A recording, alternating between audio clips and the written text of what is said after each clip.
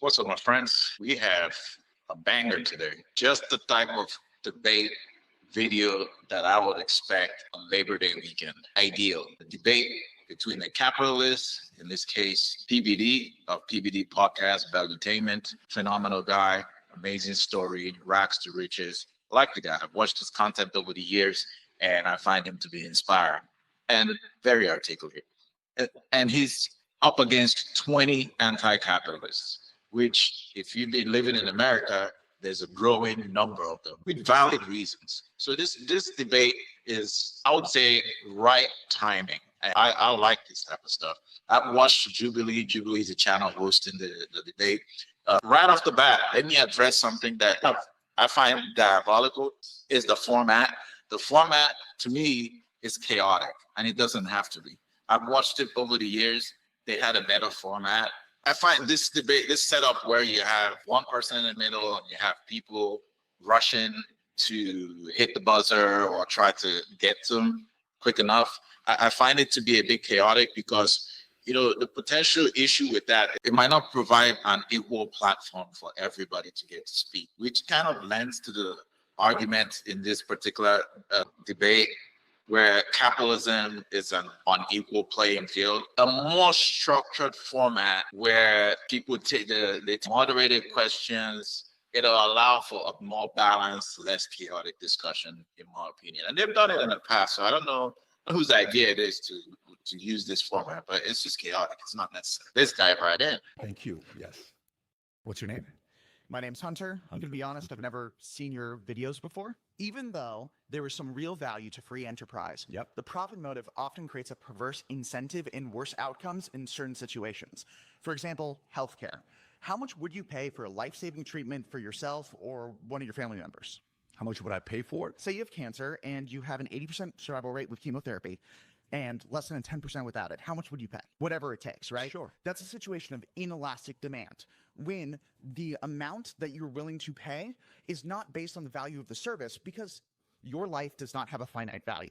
In the US, 66.5% of all bankruptcies are because of medical debt. In most other developed nations, that number is way lower, if not zero. And at the same time, the US does not have one of the best healthcare systems in the world. We pay over $13,000 per capita. Meanwhile, Taiwan, which by most metrics has the best healthcare system and a national healthcare service, only pays about $2,500 per capita per year. So what does that tell you? That was you. That's wasted expenditure. Yeah, that is a massively wasted expenditure. So that tells you the government doesn't know how to spend our money. They keep raising taxes, worse than money, and they don't know how to spend the money. No, most of that money is coming from private insurance. In fact, 77% of the people who went bankrupt from medical debt had insurance and then lost it because they couldn't pay. So we can address that, the fact that 60-something% of bankruptcies are due to health, which is, you're right. We've done many content on that piece. I want you to come back to incentive. Address the issue with incentive right now, with capitalism. The reason why the medical debt is so high in that is because of the profit motive. If people will pay whatever it takes to not die, the profit motive in that case is perverse, because healthcare shouldn't be a market in the same way the thing might be a market. This is exactly right. And I'm with Hunter on this one because the argument against capitalism in this, that Hunter talks about is the demand is inelastic, meaning consumers will pay almost any price for a necessary good or service like life-saving surgery. The profit motive of capitalism becomes destructive because a person's life is on the line. There's no real price ceiling, allowing providers and insurers to charge whatever they like, whatever exorbitant amount that they like, and they do. The system incentivizes maximizing profit rather than delivering efficient, affordable care. And this is, I want to see what Patrick David says in this situation. The motive to have profit, to come out with a solution, is a good thing for the marketplace. Right? It depends on which market you're talking about. It's way different when we're talking about video games or cell phones or TVs or other goods that aren't as necessary as Your healthcare treatment. Healthcare. Yes, I'm talking specifically about healthcare. So you ever heard of Home Depot? You ever heard of Home Depot? So one of the guys who's the founders of Home Depot, investors of Home Depot, his name is Ken Langone. His father died at 62 years old. Ken Langone today is roughly 90 years old, give or take. When he died at 62 years old, he tells the story that if there was a simple thing as blood thinners, his father would have lived to be 90 years old just like he is today. That came because of innovation, which he's been on for many years. My dad's been on blood thinners for the last 40 years. I think the incentive to you're deflating some things right now, not all in favor. So about the market, because many healthcare systems are created by malicious grants from healthcare funding, whether it's in the United States or other. So in most other first world countries, the result of medical research developments, which are massively outpacing that in the U.S. now because of our inefficiency, because we have a market-based system for healthcare. It's a question for you. A basic question for you. Basic question for you. If that's the case, it keeps going back to the same thing. If it's better in other places than it is here, why are Americans and others not going there? Why are people coming here? It's very. So Thomas was planes out, they have the money to go to. That's just a silly argument by PBD. Why aren't Americans going to other countries? Because they're poor, they're broke. It's not an option for them to. If they have the money to take a flight out to another country, say Taiwan, like Hannah talked about, they will go. I mean, a lot of Americans are going to Mexico to get cheaper healthcare. I work in healthcare, and I find it to be ridiculous that our system allows profiting from such an essential need, a life-saving need. We're profiting from it, which inherently excludes majority of people. There shouldn't be any reason. See, food, healthcare, water, shelter, these life-saving needs. There shouldn't be, the incentive to profit and maximize profit over the lives of people should not exist. That's the point. This incentive structure leads to dire financial consequences.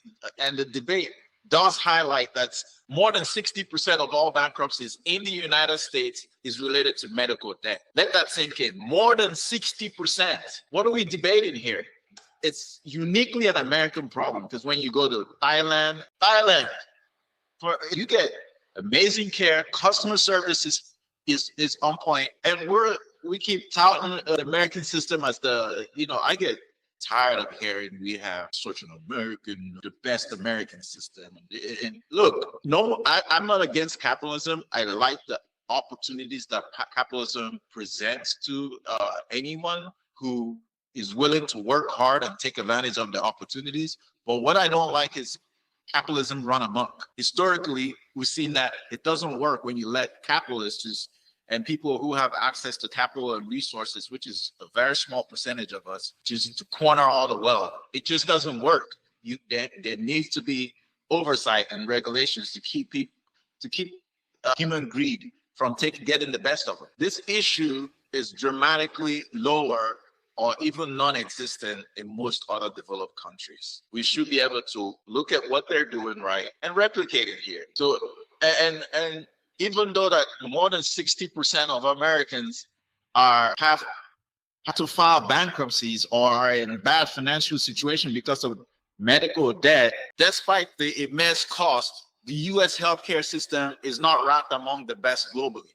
If you look at it, just a simple Google search, it's like 60, on a rank, the ranking is like 60th percentile. It's like really, really low. So I don't see what the point is here of maintaining a system that's not working. It's not working for the wealthy. It's not even working for poor people. It's not working for anybody. Hunter points out that U.S. spends over $13,000 per capita annually on healthcare, yet countries like Taiwan achieve better outcomes for a fraction of the cost. So let's talk about the alternative, the communist alternative, decommodification. Marx's vision. Well, let's play that. Let's watch the video first before we go. My final claim is the U.S. is more socialist than capitalist today. If you hate the system, you're anti-socialist. You're back at it again. Yep. Yeah, so I think it's super important here for all leftists alike, but for the audience in general to define what these terms are. And I think the best way to do it would be to look at the theorists, right? Over history, we've seen communism and socialism talked about by governments and by, I guess, programs, but we never actually read the actual theory. And what theorists all agree on is that socialism would be a transitionary state between capitalism and communism, where the means of production are specifically owned by workers, not privately. The idea that any country now is anywhere near socialist, let alone communist, would simply be ridiculous, and just it wouldn't reflect theory whatsoever. What is the definition of communism to you? Stateless, moneyless, classless society. And you prefer that? Yeah, so I think that we should be moving towards, communism. Yeah, stateless, moneyless class of society. So Yeah. you don't think a person like me should exist with the amount of wealth that I have? Yeah, because I think that we're getting to this point where we're creating fake scarcity for people Right. like you to accumulate the wealth that you have on the basis of private ownership. Okay, so you're not even not capitalist. You're definitely not capitalist. You're not socialist. You want to go full communism. So what do you think that looks like, though, is the thing, right? So what Marx actually wanted was for us to reach a point where we no longer have the scarcity of resources that has kind of predicted, history as it looks like now. It wouldn't happen now. It would happen as we automate. At this point in time, we can decommodify housing and food and education for around 5% of the government budget. That's 1/5, a little bit over 1/5 of what we spend on the military already. We don't, because we were living in the state where it almost seems utopian that things. Well, how old were you the first time you thought you wanted to be a communist? How old were you? Is that going to? I'm actually curious. No, because the statistics are against you. It's never worked. There's so many Cubans that moved to Miami. They lost their country. They hate the politics. In Russia, they even voted. It was from communism because it didn't work. It killed so many people. It almost empty. That's the way they communistic argue. It's Like you're not. it's your Yeah, he's not replying to your point, and you're absolutely right. This is a debate tactic. Patrick is an amazing salesperson, so he employs this tactic of bob and weave. She's making a very good point. Why is it that we can't make it? Why don't we have a floor for people? Like, these basic needs should not be they should not be profit incentivized. Here's the thing, right? The debate for get this word right. The debate for decommodification is Karl Marx's vision of communism. It's a solution to some of these problems. And for whatever reason, year after year, I've heard this debate over the years. Somehow we just refuse to try other things. The definition of insanity is repeating the same thing over and over, and no willingness to try anything else. If it's not working, then we should try something else. Marx's vision, the ultimate goal of communism, as described by this young lady, is to create stateless, moneyless, and classless society. In such a society, scarcity will be overcome, allowing for essential goods and services like housing, food, and education to be removed from the market system.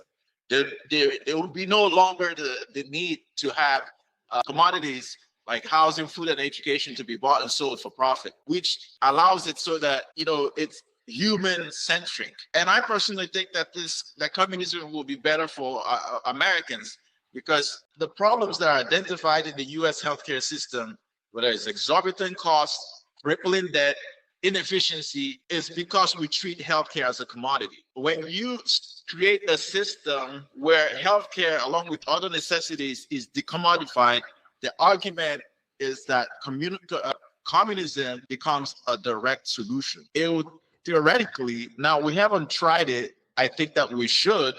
There should be some type of a hybrid system where you have capitalism and communism. You should be able to take the best of all these systems and try it. That's what innovation is. I would expect an entrepreneur like PBD to consider innovating our system. Capitalism, the way it's run, where most of us get to watch a handful of people amass wealth. And here's the part that irritated me, where he kept talking about he can't wait for the socialist candidate in New York, the mayoral candidate, to win, so he can see all the billionaires can leave and all the people who are left behind and get to suffer. It's just distasteful to me, because what is the upside there when everybody suffers? Okay, these people, they're looking for a system that works, because the system that we currently have is not working for the majority of it. We can't just sit and allow just a handful of people keep accumulating billions and billions of dollars while the rest of us suffer.